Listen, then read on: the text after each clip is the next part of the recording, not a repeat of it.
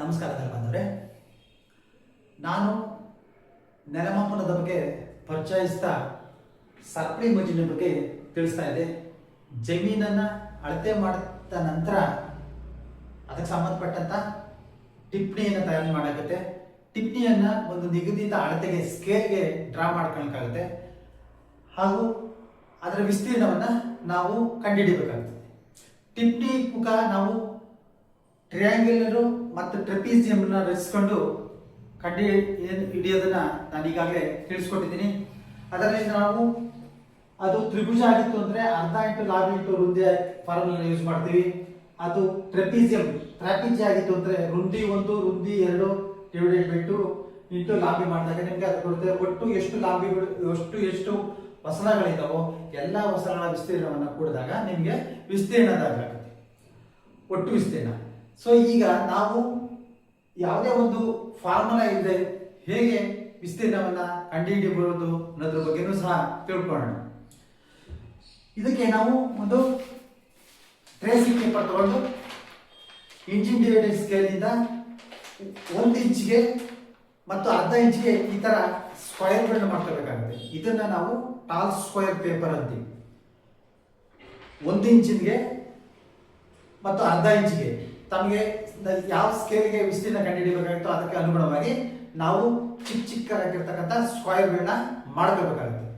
ಮಾಡ್ಕೊಂಡ ನಂತರ ಈ ಟಾಲ್ ಸ್ಕ್ವೇರ್ ಪೇಪರ್ನ ನಾವು ನೇರವಾಗಿ ನೋಡಿ, ಇಲ್ಲಿ ನಾವು ಈ ಭೂಮಿಯನ್ನು ಅಳತೆ ಮಾಡಿ ಅದನ್ನ ಯಾವುದೋ ಒಂದು ಸ್ಕೇಲ್ಗೆ ಪ್ಲಾಟ್ ಮಾಡಿ ಇಲ್ಲಿ ನಾನು ನಿಲ್ಲಿಸಿದ್ದೇನೆ. ಸೊ ಇದ್ರ ಮೇಲೆ ಈ ಒಂದು ಟ್ರೇಸಿಂಗ್ ಪೇಪರ್ನ ನಾವು ಇಲ್ಲಿ ನೋಡಿ, ಇದು ಲೈನ್ ಹೇಗಿದೆ ಅದೇ ಲೈನ್ ಮೇಲೆ ಬರಬೇಕಂತ ಹಾಗೆ ನಾವು ಇಲ್ಲಿ ಇಡಬೇಕಾಗುತ್ತೆ. ಇಲ್ಲಿ ಇಟ್ಬಿಟ್ಟು ನಾವೀಗ ಪಿನ್ ಹಾಕೋಣ.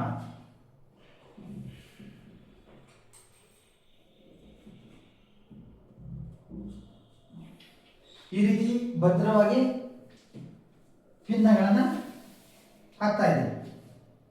ಹಾಕಿದ ನಂತರ ನಿಮಗೆ ಕಾಣ್ತಾ ಇದೆ ಈ ಕೆಂಪು ಶಾಯಿಯಿಂದ ತೋರಿಸಿರ್ತಕ್ಕಂಥದ್ದು ಜಮೀನಿನ ಗಡಿ ಗುರುತಾಗಿರ್ತದೆ. ಈ ಗಡಿ ಒಳಗಡೆ ಎಷ್ಟು ಚೌಕಗಳು ಬರ್ತವೆ ಅನ್ನೋದನ್ನು ನಾವು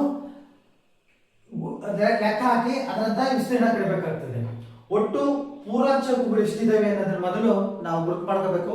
ನಂತರ ತಮಗೆ ಇಲ್ಲಿ ಡಿವೈಡ್ ಅಂತ ಇದೆ.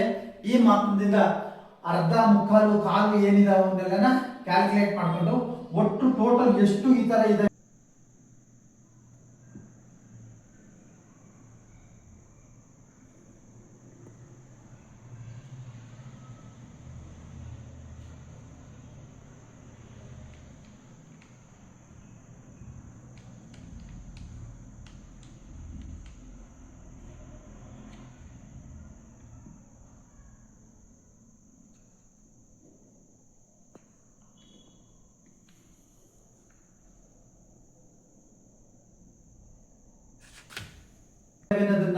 ಲೆಕ್ಕ ಹಾಕೊಂಡು ನಂತರ ಒಟ್ಟು ಪೂರ್ಣ ಚೌಕಗಳು ಮತ್ತು ಈ ಅರ್ಧ ಮುಕ್ಕಾಲು ಇರ್ತಕ್ಕಂಥ ಚೌಕಗಳು ಎಲ್ಲವನ್ನು ಸೇರಿಸಿದಾಗ ಒಟ್ಟು ಚೌಕಗಳು ಎಷ್ಟಾಗುತ್ತೆ ಅನ್ನೋದು ನಿಮಗೆ ಕಂಡು ಬರ್ತದೆ.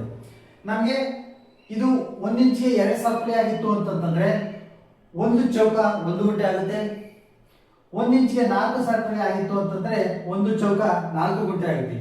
ಈ ರೀತಿ ನಾವು ಈ ಟಾಲ್ ಸ್ಕ್ವೇರ್ ಪೇಪರ್ನ ಬಳಸಿ ವಿಸ್ತೀರ್ಣವನ್ನು ಸಹ ಕಂಡುಹಿಡಬಹುದಾಗಿದೆ. ನೆಲಮಾಪನಕ್ಕೆ ಸಂಬಂಧಪಟ್ಟಂತ ಎಲ್ಲ ವಿಡಿಯೋಗಳು ಫೇಸ್ಬುಕ್, ಇನ್ಸ್ಟಾಗ್ರಾಮ್, ಯೂಟ್ಯೂಬ್ನಲ್ಲಿ ಲಭ್ಯವಿದ್ದು ತಾವು ನೆಲಮಾಪನ ಎಂದು ಸಬ್ಸ್ಕ್ರೈಬ್ ಆಗಿ ವೀಕ್ಷಿಸಬಹುದಾಗಿದೆ. ನಮಸ್ಕಾರ.